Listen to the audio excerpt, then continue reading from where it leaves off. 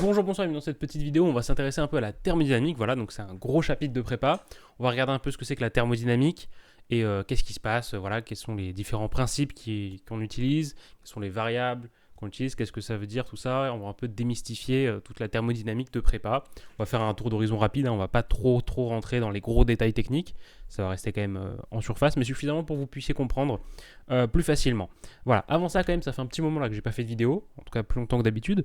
Tout simplement parce que je profitais de la vie, voilà, et accessoirement je cherchais un logement sur Palaiseau, ce qui est visiblement une tâche extrêmement complexe, vu que j'ai toujours pas de réponse définitive, donc voilà.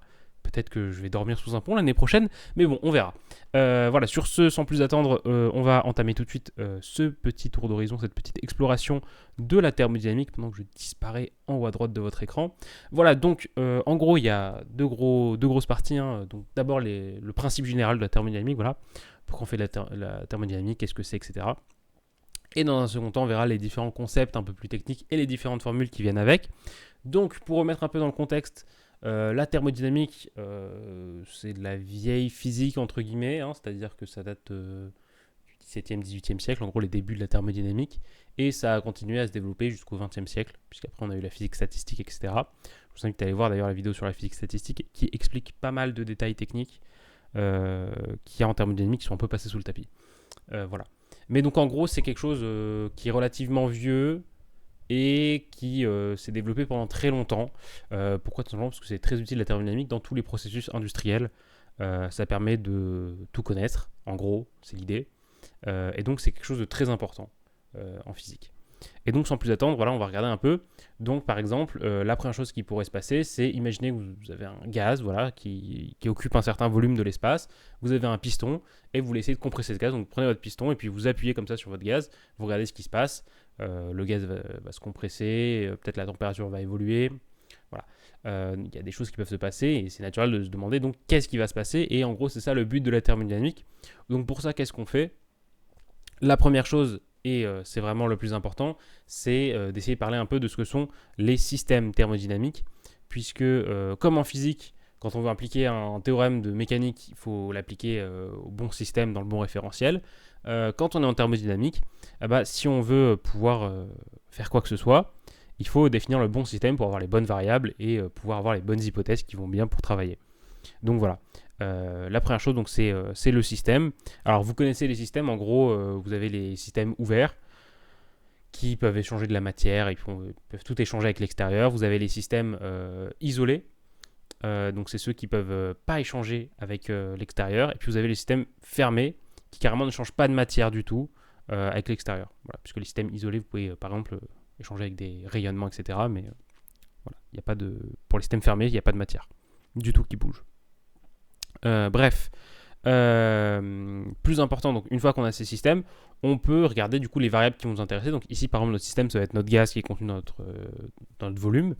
Et donc justement ce gaz va avoir un volume, une pression, une température. On peut s'intéresser à la quantité de matière dans ce gaz, le nombre de molécules en gros. Bref, on peut regarder tout ça et ça on va appeler ça des variables d'état.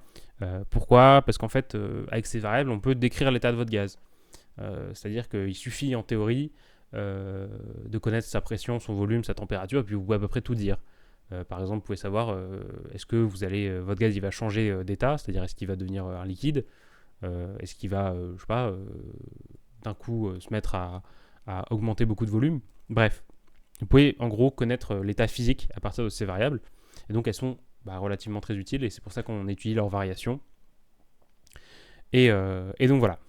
Après, bon, ces variables d'état, on peut les regarder, on peut les séparer. Vous avez des variables d'état qu'on va appeler extensives, c'est-à-dire qu'elles vont dépendre en gros de la taille de votre système. C'est-à-dire par exemple, si vous regardez la masse, c'est une variable d'état qui est extensive. C'est-à-dire si vous prenez un système et un autre système, si vous les réunissez, vous avez la masse du premier plus la masse du second. Alors que par exemple, la température, c'est ce qu'on va appeler une variable d'état intensive. C'est-à-dire que si vous prenez un premier système et un second système et que vous les réunissez, la température totale, c'est pas la somme de la première température plus de la seconde. Ça n'aurait aucun sens. Donc voilà, il y a plein de trucs comme ça. Par exemple, vous avez toutes les variables extensives, donc c'est tout ce qui est masse, énergie, les charges électriques, le volume, la quantité de matière. Et de l'autre côté, vous avez toutes les variables intensives, donc c'est température, pression, masse volumique. De manière générale, vous pouvez prendre une variable d'état extensive, vous la divisez par la quantité de matière, ça vous donne une variable d'état intensive. Bref. Et après, sur toutes ces variables, vous avez donc des lois qui vont les relier. Par exemple, vous connaissez l'équation d'état d'un gaz parfait, donc PV égale nRT. Et donc justement, c'est une équation d'état qui permet de relier tout ça. Maintenant, on va quand même parler d'un truc un peu plus important, c'est justement, je vous ai dit, on regarde l'évolution des systèmes, et donc il faut regarder qu'est-ce que ça veut dire pour un système d'évoluer. Et en gros, il y a deux choses. Vos systèmes, ils peuvent soit, donc quand on regarde des évolutions infinitésimales, ils peuvent soit avoir des choses qui varient, c'est-à-dire comme une fonction, vous pouvez regarder la pente de la fonction, c'est les variations de la fonction, donc voilà, par exemple, votre altitude, elle varie, ou ce genre de choses. Et donc, il n'y a pas de souci, tout va bien. Mais d'un autre côté, vous pouvez avoir des échanges. Alors, faire très attention avec les échanges, parce qu'on pourrait tenter de dire que c'est pareil qu'une variation. C'est-à-dire que si je vous donne si vous gagnez de l'énergie, voilà, votre énergie à vous varie, bien évidemment, elle va augmenter. Mais a priori, c'est pas évident de quelle est la différence entre les deux. Simplement que dans les échanges, on peut rajouter des pertes. Voilà, par exemple, ici, à droite, vous avez un truc que j'ai séparé en deux. Il y a des trucs à gauche, des trucs à droite. Ils peuvent s'échanger entre eux. Mais il peut aussi y avoir des fuites en bas. Donc voilà, en gros, ce qu'on prof de physique disait, c'est-à-dire qu'il faut plus ou moins voir ça comme un portefeuille. C'est-à-dire que si on vous donne de l'argent, éventuellement, il y a des taxes au milieu. Et donc c'est ça les échanges. Et du coup, notamment, c'est pour ça qu'on parle de convention du portefeuille. C'est-à-dire que l'énergie que vous gagnez, vous la comptez positivement. Enfin, quand vous gagnez un truc, vous le comptez positivement. Et quand vous le perdez, vous le comptez négativement. Du point de vue du système. Et donc justement, le fait d'avoir ces variations, ça nous dit que, en gros, tout ce qu'on va faire, c'est regarder donc des évolutions entre des instants très très proches. Puisqu'on est en physique, donc pas de problème à dire qu'on va regarder entre les instants t et t plus dt, pas de souci. Et donc pour ça, essentiellement, la plupart du temps, vous verrez que donc les transformations qui ont lieu, on peut leur donner plein de qualificatifs. Et celui qui reviendra beaucoup, peut-être pas le plus souvent, mais qui reviendra beaucoup, c'est qu'on dira qu'on a des transformations quasi statiques. C'est-à-dire, par exemple, si je reviens sur mon exemple du piston, on pourrait imaginer que notre piston se déplace suffisamment longtemps pour qu'à tout instant, en fait, on puisse définir sans problème toutes nos variables et qu'en fait, on passe par une suite d'états parfaitement définis sur lesquels on peut appliquer toutes nos hypothèses. C'est-à-dire qu'il n'y a pas d'évolution brusque. C'est-à-dire que, voilà, par exemple, si vous laissez tomber très lentement le piston, ça va aller. Mais si vous le prenez et que d'un coup vous l'enfoncez complètement, ça va être plus compliqué de décrire ce qui se passe. Et donc voilà, c'est ce principe donc, d'évolution quasi statique qui va être très utilisé. En gros, on dit qu'on va passer par une suite d'états d'équilibre, une suite donc qui sont tous très très proches, ces états d'équilibre, ils sont infiniment proches. Et donc ça fait des variations bien lisses. Le deuxième truc qu'on va avoir souvent pour simplifier beaucoup la vie, c'est dire qu'on a des transformations qui sont réversibles. Alors bien sûr, ça c'est pas vrai. Si vous avez déjà si vous connaissez un peu le contexte, la plupart des transformations, quasiment toutes les transformations, même toutes les transformations sont irréversibles. Par exemple, si vous regardez la conduction thermique, c'est un phénomène irréversible. C'est-à-dire que vous ne pouvez pas retourner dans l'autre sens. Mais bon, c'est quand même ça simplifie bien la vie souvent d'avoir des transformations qu'on va appeler réversibles. Donc, c'est-à-dire que vous avez une transformation qui va être quasi statique, donc ça se fait très lentement. Et quand vous regardez, vous pouvez remonter le temps et tout va très bien en fait. Que vous alliez dans un sens ou dans l'autre dans le temps, tout se passe très très bien. Voilà. Et après, il y aura plein d'autres qualificatifs. Par exemple, le plus stupide, c'est de dire qu'une transformation est cyclique. Je dis pourquoi le plus stupide, parce que c'est évident. Une transformation cyclique, qu'est-ce que c'est ? Vous partez d'un état, vous faites des trucs et puis vous revenez à cet état. Donc par exemple, le piston, vous le descendez puis vous le remontez. Voilà, vous aurez un cycle. C'est un peu stupide comme nom, mais c'est quelque chose de fondamental et de super utile. Parce que toutes les machines que vous rencontrez dans votre vie sont basées autour de cycles. Vous regardez une centrale à vapeur, une chaudière, n'importe quoi, ça fonctionne avec des cycles. Même, je sais pas, si vous avez une clim ou un frigo, ça fonctionnera aussi avec des cycles à l'intérieur. Vous avez un truc qui parcourt et qui revient tout le temps dans le même état. Voilà. Mais il y en a bien d'autres, des qualificatifs comme ça pour les transformations. On peut regarder des transformations isobars, donc, ou isothermes, monobars, bref. Vous pouvez mettre à peu près n'importe quel qualificatif pour dire par exemple si vous êtes à température constante, si votre pression ne varie pas. Vraiment, vous pouvez faire isocore si votre volume reste constant par exemple. Bref, vraiment toute une tripotée de qualificatifs qui sont chacun utiles, puisque du coup ça permet après, quand on fera des calculs, de simplifier certaines formules. Voilà. Mais donc, revenons sur ces variations et ces échanges. Donc, une fois qu'on a compris ce que c'est, je vais peut-être vous illustrer quand même plus en détail les échanges, le lien qu'il y a entre échange et variation. Par exemple, si vous regardez le travail d'une force, par exemple ici, voilà, vous avez le poids, donc F égale mg. On peut regarder le travail élémentaire de notre force, et ça, on va voir qu'on va pouvoir le mettre sous la forme d'une variation, puisqu'on peut le mettre sous la forme moins DEP. Donc, parfois, visiblement, un travail, c'est un échange, et donc ça s'est mis là à des variations. Mais par exemple, si vous regardez des frottements, ça ne va pas du tout être le cas. Si vous regardez le travail de vos forces de frottement, on ne peut pas du tout le mettre sous une forme de variation. Tout simplement parce que la différence entre les deux là, c'est que d'un côté on a une force conservative et une force pas conservative, c'est-à-dire que le chemin importe. Voilà, c'est-à-dire que, c'est clair, le chemin importe, c'est-à-dire que ici tout ce qui compte, par exemple pour le cas de l'intensité de pesanteur du poids, tout ce qui compte c'est la variation d'altitude que vous avez eue, mais on s'en fiche que vous ayez descendu des marches ou que vous ayez sauté d'un immeuble, c'est pareil. Alors que pour des frottements, ça va beaucoup jouer, le chemin que vous avez suivi. Donc encore une fois, pour illustrer un peu, c'est un concept qui peut paraître un peu compliqué, un peu tordu, mais voilà, c'est comme ça, c'est la vie, et c'est assez important. Voilà, bon, maintenant, si on continue sur ce truc-là, par exemple, on peut regarder notre gaz avec un piston, on peut appliquer une pression sur notre gaz avec le piston. Justement, on a une force qui s'applique donc sur la surface du piston, sur le gaz. Donc en l'occurrence, cette force, elle s'écrit donc moins notre pression fois la surface, fois juste un vecteur qui donne la direction. Donc ça, vous le savez, puisque la pression, en gros, c'est une force divisée par une surface. Hein. Et justement, on peut regarder, par exemple, le travail de cette force. Et cette force, donc son travail se met sous la forme moins pression extérieure fois variation de volume. Et ça, c'est très très utile, puisqu'on va le voir justement. Ça va tout de suite s'appliquer dans ce qu'on va appeler le premier principe de la thermodynamique. Donc c'est en gros le principe fondamental. On pourrait dire qu'il y a un principe zéro, c'est-à-dire qu'on pourrait par exemple postuler en principe zéro que voilà, nos systèmes ont quelque chose qui s'appelle la température et qu'on peut la mesurer. Mais bon, on va passer ces détails-là pour s'intéresser juste au premier principe. Donc, qui s'intéresse à ce qu'on va appeler des variations d'énergie. On ne parle pas de n'importe quelle énergie. En l'occurrence, si on voulait être parfaitement rigoureux, il faudrait mettre les variations d'énergie cinétique, d'énergie chimique, d'énergie mécanique. Mais la plupart du temps, toutes ces variations sont nulles. Voilà, vous n'avez pas de variation d'énergie mécanique, pas de variation d'énergie chimique, et tout va bien.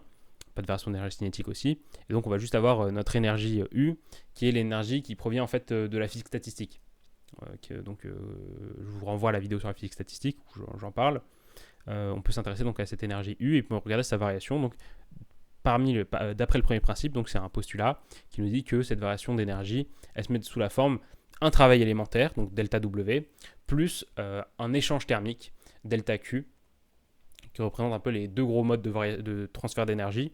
Donc le travail, c'est tout ce qui va être lié aux forces, notamment dedans on inclut le travail des forces de pression, dont j'ai parlé juste avant. Et donc delta Q, c'est assez clair, c'est l'énergie qui intervient par l'échange thermique. Par exemple, si vous prenez votre gaz et que vous le compressez, sa température va varier, et éventuellement, peut-être que ça va chauffer les parois, et donc on va perdre de l'énergie comme ça, parce que on va échanger de l'énergie avec l'extérieur, comme ça, puisque du coup on va chauffer les parois, et les parois elles vont balancer l'énergie dans l'univers. Et donc comme ça on a un échange d'énergie qui se fait. Et donc vraiment, ce premier principe, c'est le plus important. Et vous pouvez à peu près déjà faire beaucoup de choses juste avec ce premier principe en l'appliquant correctement aux différents systèmes. Mais bon, parfois, c'est pas suffisant. Notamment, des fois, il manque de quoi contraindre nos systèmes d'équations. Et c'est là qu'intervient le second principe qui, lui, se réfère aux variations de l'entropie. Je ne vais pas rentrer dans les détails de l'entropie, puisque c'est quelque chose de très compliqué. Déjà, il y a plusieurs entropies selon les définitions que vous prenez. Vous pouvez voir ça comme le désordre, c'est la manière dont on dit classique, mais vous pouvez aussi voir ça comme en quelque sorte une dilution de l'énergie, c'est-à-dire que plus votre entropie est élevée, plus vous avez dilué l'énergie que vous aviez en fait, et plus votre entropie est faible, plus votre énergie est concentrée. Et du coup, je reviens par rapport au désordre, une manière par exemple, de définir l'entropie, c'est en gros de le relier au nombre de micro-états, ce qu'on appelle micro-états possibles. C'est-à-dire, si vous prenez, je sais pas, un glaçon, ben, il y a plein de permutations possibles des états des atomes qui vous donnent le même glaçon. Et donc, on va relier ça pour définir l'entropie. Mais ce n'est pas le sujet ici. Tout ce qu'on s'intéresse, c'est postuler que voilà, on a cette entropie qui est une variable d'état, et notamment, elle va évoluer. Et comment elle évolue? Elle évolue d'après le second principe qui nous dit qu'on va avoir d'une part un échange qui vient de ce qu'on va appeler l'entropie donc échangée, delta SE. Donc c'est assez clair, hein, c'est l'entropie que vous échangez avec tout ce qu'il y a. Et vous avez une entropie qui est créée, delta SC, qui elle est toujours positive. Et donc ça, c'est justement votre facteur d'irréversibilité en gros, puisque quand vous avez quelque chose qui est irréversible, c'est justement parce que vous créez cette entropie, et du coup on ne peut pas aller dans le retour inverse, puisqu'on on peut pas l'effacer cette entropie, elle existe, une fois qu'on l'a créée, elle est là, elle reste. Et donc voilà, c'est ça qui explique qu'il y ait des processus irréversibles. Et par contre, l'entropie échangée, elle, on peut la connaître assez facilement, du coup, puisqu'elle est reliée par cette formule qui nous dit que c'est Q sur la température extérieure. Pardon, c'est un delta d'ailleurs. Ça c'est ma faute. J'ai oublié de mettre un delta. Très important, sinon ça n'a aucun sens ce que j'écris. D'ailleurs, à chaque fois, tous ces petits deltas, donc c'est pour quand on a des processus, donc, comme je l'ai dit, infinitésimaux entre t et t plus dt. Et en gros, quand vous regardez entre deux moments éloignés dans le temps, tous ces petits deltas, ça devient des grands deltas, bien évidemment, qui vont bien pour tout écrire. Donc on a ce second principe qui, lui, va être utile du coup dès qu'on a des choses irréversibles ou même dès qu'on a quoi que ce soit sur l'entropie. C'est très très utile. Et en gros, juste avec ce premier principe et ce second principe, vous pouvez faire tout ce qu'il y a à faire en prépa et vous pouvez dire vraiment énormément de choses sur vos systèmes. Mais c'est pas fini. On peut faire plus, notamment en définissant des nouvelles variables à partir de notre énergie U. On peut définir par exemple l'enthalpie. Donc c'est votre énergie à laquelle vous ajoutez le produit de pression fois vitesse, fois volume, pardon, donc PV. Mais vous avez des trucs un peu moins forcément connus qui viennent plus en chimie. Donc on a l'énergie libre, donc qui est U moins TS, et vous avez l'enthalpie libre qui est H moins TS.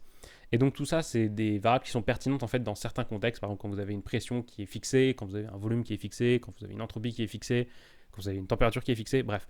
Elles ont toutes un contexte d'utilisation. Et par exemple, on va regarder, si on regarde pour notre enthalpie, on peut regarder ces variations. Donc ces variations, c'est celle de l'énergie, plus VDP plus PDV. Donc ça, c'est assez facile à écrire. Hein. C'est comme vous faites la dérivée d'un produit, enfin d'une somme et d'un produit. Et grâce au premier principe, notre variation d'énergie, on peut la réécrire comme delta Q plus le travail des forces pressantes. Donc des termes vont se compenser tout simplement pour nous laisser juste avec le fait que la variation d'enthalpie, c'est un échange d'énergie thermique plus VDP. Et donc ça, on pourrait s'arrêter là, mais ça nous montre justement que lorsqu'on travaille à pression constante, en fait, le calcul des variations d'enthalpie, il se fait tout seul, puisque du coup, c'est bien juste dH égale delta Q. Et donc ça simplifie grandement la vie.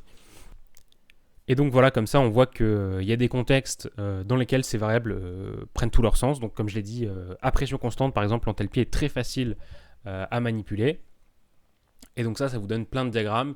Par exemple, vous pouvez regarder des diagrammes qui relient la pression et le volume. Vous avez des diagrammes qui vont justement plus être liés à l'enthalpie. Donc par exemple, je vous invite à regarder le diagramme des frigoristes, qui est justement lié à tout ça.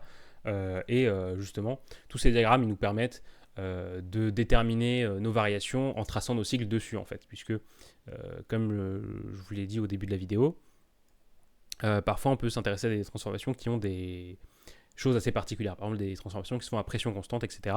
Et tout ça, ça va donner des courbes assez spéciales sur ces diagrammes. Et du coup, en fait, juste en traçant ces courbes, dont les formes sont déjà connues à l'avance, on va pouvoir tracer nos cycles et donc calculer par exemple le travail, hein, qui correspond juste à une aire, et plein de choses comme ça. Donc extrêmement utile toutes ces variables, mais surtout l'enthalpie et l'énergie traditionnelle. Voilà. Et donc, une fois qu'on a tout ça, on peut s'intéresser peut-être à quelque chose qui est en fait le truc le plus important, mais qui est aussi quelque chose d'extrêmement simple. C'est encore des variations, encore et toujours de ces énergies et de cette enthalpie. Donc on a ce qu'on appelle les variations avec ce qu'on appelle les coefficients coefficients, les capacités thermiques à volume constant et à pression constante, donc CV et CP, qui permettent juste en fait, de relier nos variations d'énergie à des variations de température qu'on a. DU c'est CV dt et DH c'est CP dt. Donc ils sont très utiles, notamment si vous regardez la conduction thermique. En conduction thermique, c'est extrêmement utile, puisque du coup vous dites que DU c'est CV dt, vous appliquez la loi de Fourier et pour déterminer encore d'autres variations, et comme ça vous pouvez avoir une équation qui va porter uniquement sur l'évolution de la température, et c'est ça qui permet donc en conduction thermique de pouvoir obtenir l'équation d'évolution de la température en fonction du temps. Voilà. Mais une dernière utilisation de ça, c'est sur une dernière formule, une dernière loi qu'on appelle la loi de Laplace, où justement on définit un coefficient gamma, donc qui correspond au quotient de nos coefficients, de nos capacités thermiques. Et justement, donc c'est une loi alors qui est assez pratique quand même, et qui a quand même certaines contraintes.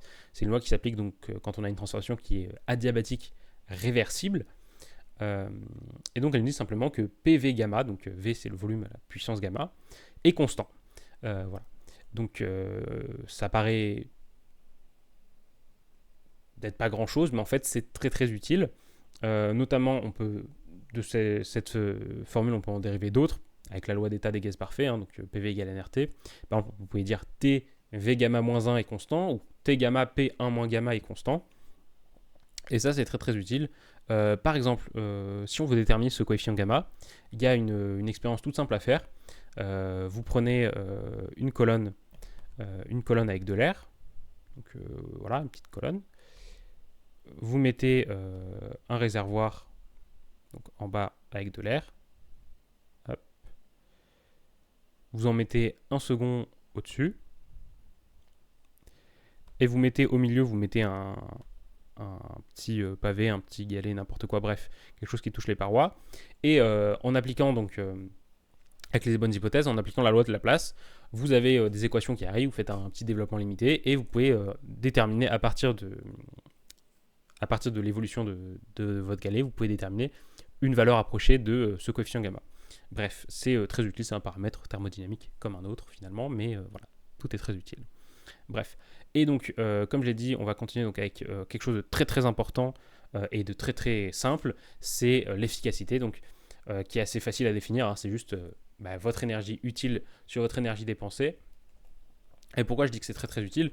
Parce qu'en fait, finalement, quand on fait de la thermodynamique, le but ultime, c'est d'optimiser ce paramètre, c'est de le rendre le plus proche de 1, puisque d'un point de vue industriel, ce qu'on veut, c'est obtenir le plus d'énergie en dépensant le minimum.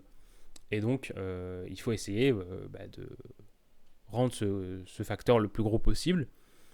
Alors pour ça, il y a certaines choses qui peuvent être utiles. Par exemple, la première chose, c'est de supposer qu'on est dans un contexte d'évolution réversible, et on va aboutir à ce qu'on appelle le cycle de Carnot, qui est une hypothèse simplificatrice qui permet d'obtenir en fait votre coefficient théorique maximal.